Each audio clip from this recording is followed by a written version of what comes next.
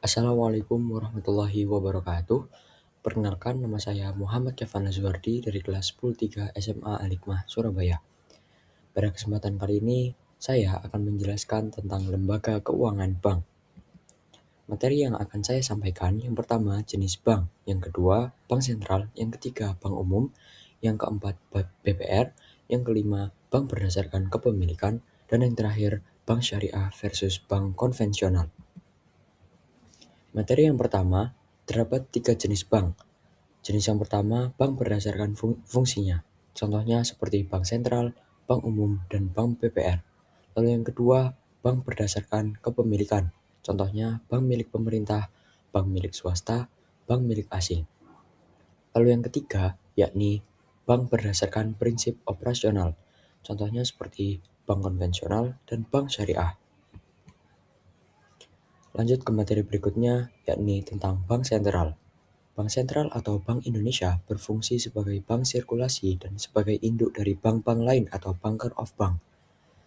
Berdasarkan Undang-Undang Nomor 13 Tahun 1999, tujuan Bank Indonesia adalah mencapai dan memelihara kestabilan nilai rupiah.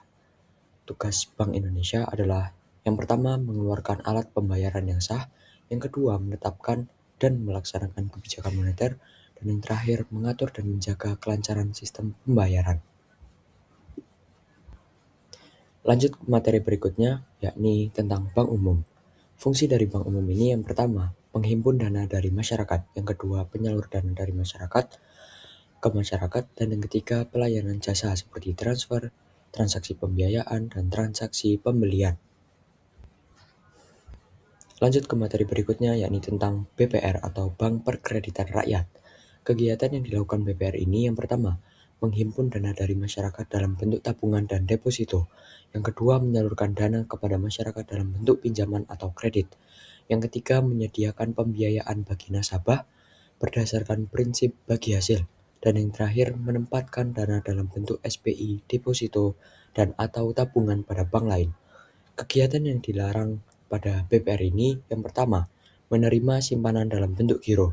Yang kedua, penyertaan modal, dan yang terakhir, asuransi. Materi yang kelima yakni tentang kepemilikan bank.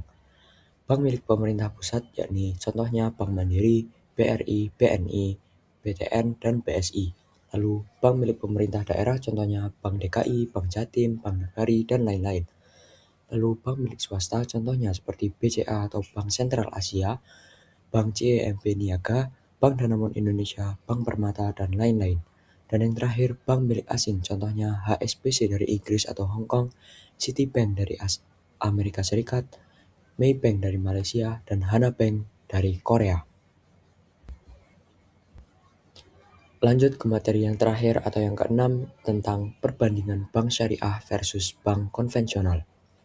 Jadi bank syariah ini berinvestasi pada usaha yang halal. Lalu yang kedua, menggunakan sistem bagi hasil.